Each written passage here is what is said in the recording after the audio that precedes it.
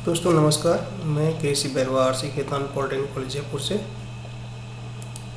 आज के इस वीडियो लेक्चर में आपका स्वागत है। आज जो अपन सब्जेक्ट पढ़ने जा रहे हैं वो ME 301 RAC और टॉपिक जो कवर करने जा रहे हैं वो रिवर्स कार्नोट रेफ्रिजरेशन साइकिल है। दोस्तों कार्नोट इंजन के बारे में आपने सुना होगा कि कार्नोट इंजन एक आइडियल इंजन होता है और जिससे तुलना करके अदर इंजन्स की परफॉर्मेंस फाइंड आउट की जाती है। और कार्नोट इंजन एक की हाई टेम्परेचर शोर्स और एक की लो टेम्परेचर सिंक जिसको कहते हैं अपन, उनके बीच में काम करता है। उसी तरह से रिवर्स कार्नोट साइकिल भी आपके पास में एक आइडियल रेफ्रिजरेशन साइकिल है जो एक्सटर्नल हीट सोर्स और सिंक के बीच में काम करता है। इस साइकिल को यदि देखा जाए तो इस साइकिल में खासकर दो तरह के प्रोसेस होते हैं। एक आइसोथर्मल प्रोसेस होता है और दूसरा एडियाबैटिक प्रोसेस होता है। इस साइकिल को आपके पास सामने पीवी और टीएस डायग्राम पर स्कीमेटिक दिखाया गया है। तो मैं पीवी डायग्राम की पहले बात करता हूँ। पीवी डायग्राम में देखिए, इसमें मैंने जैसे बताया है कि दो एडियाबैटिक जिनको अपन रिवर्सिबल एडियाबैटिक प्रोसेस जिसको आइसोट्रोपिक प्रोसेस बोलते हैं, और दो आइसोथर्मल प्रोसेस, जैसे इसमें एक आइसोथर्मल प्रोसेस आपको यहाँ दिखाई दिया है, एक आइसोथर्मल प्रोसेस ये रहा, एक आइसोट्रोपिक प्रोसेस ये रहा और एक आइसोट्रोपिक प्रोसेस ये रहा। सो दो आइसोथर्मल और दो आइसोट्रोपिक प्रोसेस होते हैं। दो आइसोथर्मल प्रोसेस की बात करते हैं तो पहले देखिए आइसोट्रोपिक प्रोसेस की बात करते हैं तो एक आपके पास में कंप्रेशन होता है और दूसरा आपके पास में एक्सपेंशन होता है। इसी तरह आइसोथर्मल प्रोसेस की बात करते हैं तो एक आपके पास में कंप्रेशन होता है और दूसरा एक्सपेंशन होता है। इस साइकिल में देखिए आपके पास में 1 to 2 जो है आइसोट्रोपिक कंप्रेशन प्रोसेस दिखाया गया है। इसके बाद 2 to 3 आपके पास में आइसोथर्मल कंप्रेशन प्रोसेस है और 3 to 4 आपके पास में आइसोट्रोपिकली एक्सपेंशन प्रोसेस है और 4 to 1 आपके पास में अगेन आइसोथर्मल एक्सपेंशन प्रोसेस है। देखिए आइसोट्रोपिक कंप्रेशन प्रोसेस में आपके पास में एंट्रोपी कांस्टेंट रहती है, लेकिन क्यों कंप्रेशन कर रहे हैं इस वजह से इसमें टेम्परेचर इसका राइज होता है कि जैसा आपको टीएस डायग्राम पर दिखाया गया है। यहाँ टीएस डायग्राम पर देखिए 1 to 2 प्रोसेस आपके पास में आइसोट्रोपिकली कंप्रेशन प्रोसेस है। इस प्रोसेस में एंट्रोपी देखिए S1 = S2, यानी ये आपके पास में जहाँ S1 और S2 पर एंट्रोपी कांस्टेंट है, लेकिन कंप्रेशन प्रोसेस है इस वजह से टेम्परेचर राइज हुआ है आपके पास में T12 इंक्रीज होकर T2 हो गया है। सो जैसा कि आपके पास में कंडीशन 1 and 2 में दिखाया है। अगेन आप 2 to 3 प्रोसेस की बात करते हैं, ये आइसोथर्मल कंप्रेशन प्रोसेस है। इस कंप्रेशन प्रोसेस में आपके पास में टेम्परेचर तो कांस्टेंट रहता है, लेकिन क्योंकि कंप्रेशन प्रोसेस है इसमें हीट रिजेक्शन होती है, इस वजह से इसमें एंट्रोपी डिक्रीज होती है, जैसा कि आपको 2 to 3 प्रोसेस में आपको दिखाया गया है जैसा। इसके बाद देखिए आपके पास में 3 to 4 आपके पास में एक्सपेंशन प्रोसेस है जो आइसोट्रोपिकली एक्सपेंशन प्रोसेस है। इस प्रोसेस में अगेन आपके पास में एंट्रोपी कांस्टेंट रहती है, जैसा कि आपको दिखाया गया है S3 = S4। लेकिन ये प्रोसेस एक्सपेंशन टाइप का है, तो इस एक्सपेंशन में आपके पास में टेम्परेचर डिक्रीज होता है, जैसे कि आपके पास में टेम्परेचर T3 से डिक्रीज होकर T4 पर आ गया है। नेक्स्ट जो प्रोसेस है आपके पास में साइकिल में आपके पास में आइसोथर्मल प्रोसेस है। आइसोथर्मल प्रोसेस 4 to 1 आपके पास में एक्सपेंशन आइसोथर्मल प्रोसेस है, और इस एक्सपेंशन आइसोथर्मल प्रोसेस में क्या होता है कि ये हीट रिसीव करता है और हीट रिसीव करने के कारण इसकी एंट्रोपी इंक्रीज होती है। इस तरह से आपके पास में ये जो साइकिल है आपके पास में एक रिवर्स कार्नोट साइकिल जो आपको दिखाया गया है पीवी और टीएस डायग्राम पर दिखाया गया है। देखिए कि पहले से अपने ये जानते हैं कि आपको पता होगा कि पीवी डायग्राम पर जो है एरिया है वो वर्क डन देता है और टीएस डायग्राम का जो एरिया है वो हीट की क्वांटिटी देता है। यहाँ से देखिए कि ये जो साइकिल है ये हीट रिसीव कर रहा है आपके पास में, और इसका जो एरिया आपके पास में दिखाई दे रहा है, ये जो एरिया है ये हीट रिसीविंग के बराबर होगा एट ए लोअर टेम्परेचर पर।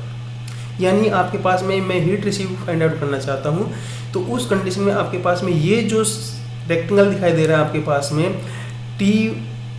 ये जो रेक्टेंगल दिखाई दे रहा है, यानी आपके पास में यदि इसकी मैं फाइंड आउट करना चाहूँ तो ये जो चौड़ाई है और ये जो लंबाई का मल्टीप्लाई कर देता हूँ तो आपके पास में इसका एरिया आ जाएगा जो हीट रिसीविंग है। दूसरी बात है कि आपके पास में यहाँ पर ये हीट रिजेक्ट कर रहा है, तो इसके अंडर का जो एरिया, ये जो एरिया है ये हीट रिजेक्शन की क्वांटिटी को देगा।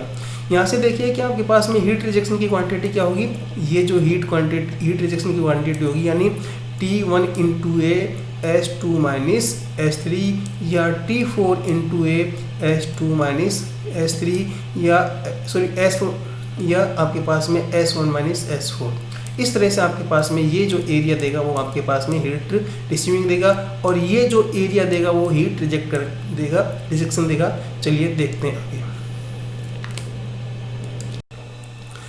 देखिए कि जो पहले बताया गया है कि जो साइकिल है वो आपके पास में दो एडियाबैटिक और दो आइसोथर्मल प्रोसेस से बना होता है। तो इस साइकिल में देखिए कि आपके पास में जैसे दिखाया गया है 1 to 2 रिवर्सिबल एडियाबैटिक प्रोसेस, जिसको अपन आइसोट्रोपिक प्रोसेस भी बोलते हैं। कंप्रेसर है, कंप्रेशन में यूज किया जाता है, तो कंप्रेशन प्रोसेस है। दूसरा प्रोसेस 2 to 3 आपके पास में reversible isothermal heat rejection process है। और तीसरा प्रोसेस जो 3 to 4 है आपके पास में रिवर्सिबल एडियाबैटिक एक्सपेंशन प्रोसेस है। और चौथा जो प्रोसेस आपके पास में 4 to 1 reversible isothermal heat receiving process है। एडियाबैटिक प्रोसेस में ना ही हीट ट्रांसफ़र होता है और हीट ट्रांसफ़र नहीं होता है, तो इसका मतलब ना ही इस प्रोसेस में हीट रिजेक्शन होता है और ना ही हीट रिसीव करता है। इस साइकिल में जो हीट रिसीविंग और हीट रिजेक्शन सिर्फ आइसोथर्मल प्रोसेस में होता है। सो लो टेम्परेचर पर हीट रिसीव करता है और हाई टेम्परेचर पर हीट रिजेक्ट करता है। देखिए टीएस डायग्राम जो है अपने पास में जैसे पहले दिखाया गया है कि टीएस डायग्राम का जो एरिया है वो हीट की क्वांटिटी देता है। सो इस साइकिल में आपको दिखाई दे रहा है कि हीट रिसीविंग फ्रो लोअर टेम्परेचर, और लोअर टेम्परेचर आपके पास में T1 है और या T4 है, दोनों सेम टेम्परेचर है T1 और T4। तो यहाँ से इस T1 और T4 के अंडर का जो एरिया है यानी जो रेक्टेंगुलर आपको दिखाई दे रहा है T1 से नीचे का जो S1 माइनस S2 तक का जो दिखाई दे रहा है, ये हीट रिसीविंग कर रहा है और उसकी क्वांटिटी आपके पास में इस तरह से T1 into S1 minus S4 के बराबर या T4 into S1 minus S4 के बराबर है। इसी तरह से देखो हीट हाई टेम्परेचर पर हीट रिजेक्ट कर रहा है और हाई टेम्परेचर आपके पास में T2 बराबर T3 दोनों सेम है और जो एरिया इसके अंडर में है वो आपके पास में S2 माइनस S3 के बराबर है। इस तरह से आपके पास में ये जो सिस्टम है, ये जो साइकिल है आपके पास में लो टेम्परेचर से हीट रिसीव कर रहा है और हाई टेम्परेचर पर ये हीट रिजेक्ट कर रहा है। देखिए ये सिस्टम रिवर्सिबल है और इरिवर्सिबल है। देखिए ये साइकिल आपके पास में रिवर्स साइकिल है और रिवर्स साइकिल होने के कारण क्या होगा कि इस पर सिस्टम पर आपको वर्क डन करना होगा। यदि ये साइकिल आपके पास में कार्नोट साइकिल होता है तो उस कंडीशन में हीट इंजन की तरह काम करता है और हीट इंजन आपको वर्क आउटपुट देता है, तो वर्क डन बाय सिस्टम होता है। लेकिन ये रिवर्स हीट इंजन की तरह काम कर रहा है, तो इस पर आपको वर्क डन करना पड़ेगा।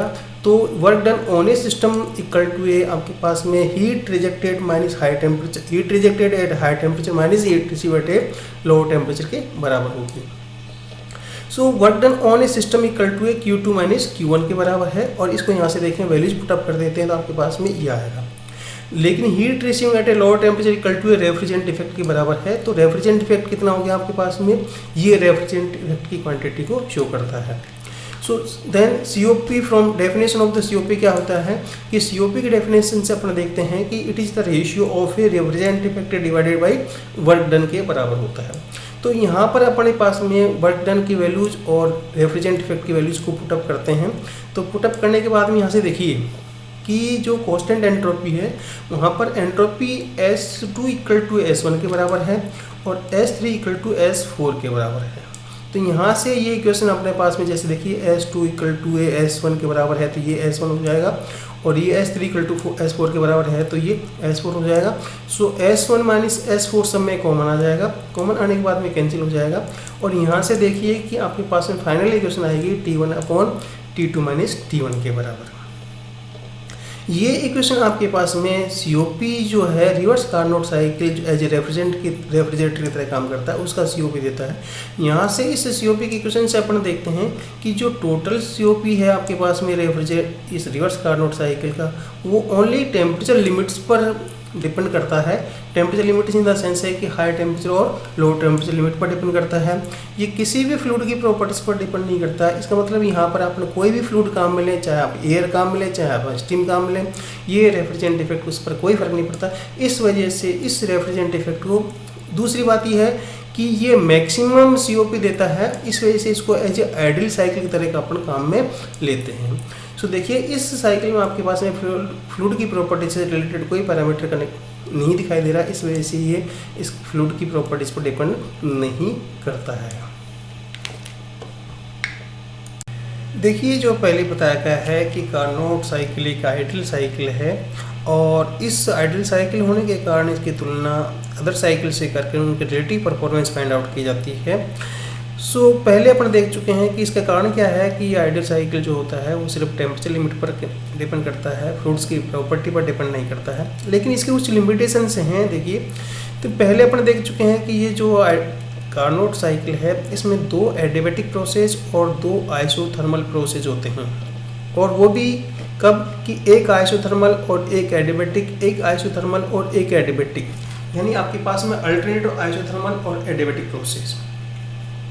एडियाबैटिक प्रोसेस की बात करते हैं तो एडियाबैटिक वो प्रोसेस होते हैं जिनमें हीट ट्रांसफ़र जीरो होता है, यानी किसी भी साइकिल में यदि कोई प्रोसेस हो रहा है और उसमें हीट ट्रांसफ़र जीरो करना है तो उसकी 2 सिचुएशन पर अपन फाइंड कर सकते हैं। एक तो उसको कम्प्लीटली थर्मली इंसुलेटेड कर दें, या दूसरा उसको कम्प्लीटली थर्मल इंसुलेटेड नहीं कर सकते हैं तो उसके जो हीट ट्रांसफ़र का टाइम है वो बहुत कम कर दें, जीरो कर दें, यानी उस प्रोसेस को फास्ट कर दें।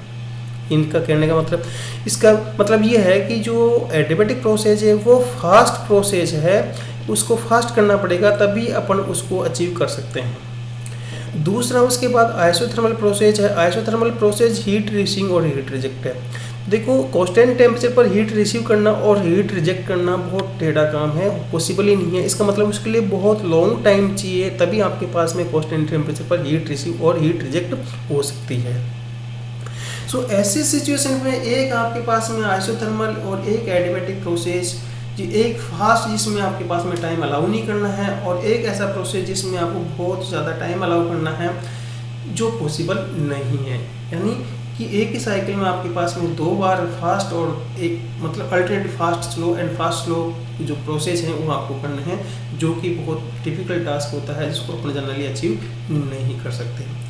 दूसरी बात करते हैं कि देखिए कि इसमें वॉल्यूमेट्रिक की जो रेफ्रिजरेशन कैपेसिटी कार्नोट साइकिल की बहुत इस्तेमाल होती है, और इस्तेमाल होने के कारण आपको जो कंप्रेसर है उसको लार्ज डिस्प्लेसमेंट देना पड़ता है, और लार्ज डिस्प्लेसमेंट के कारण क्या होता है कि वह लार्ज फ्रिक्शन जनरेट होता है, और लार्ज फ्रिक्शन जनरेट होने के कारण आपके पास में जो फ्रिक्शन जनरेट करेगा वो हीट जनरेट करेगा, और हीट जनरेट करने के कारण आपके पास में ये जो परफॉर्मेंस है वो अचीव नहीं कर पाएगी। उसकी एंट्रोपी कहीं ना कहीं आपके पास में फ्रैक्शनल हीट जनरेट होगी, और जो आपके पास में कांस्टेंट एंट्रोपी जिसको अपन बोलते हैं प्रोसेस, वो अचीव नहीं हो पाएगा। इस तरह से जो अपन ने माना है कि सारे के सारे प्रोसेस रिवर्सिबल हैं, सारा साइकिल जो है वो रिवर्सिबल प्रोसेस से मिलकर बना होता है, लेकिन एक्चुअल प्रैक्टिस में ये इरिवर्सिबल होते हैं।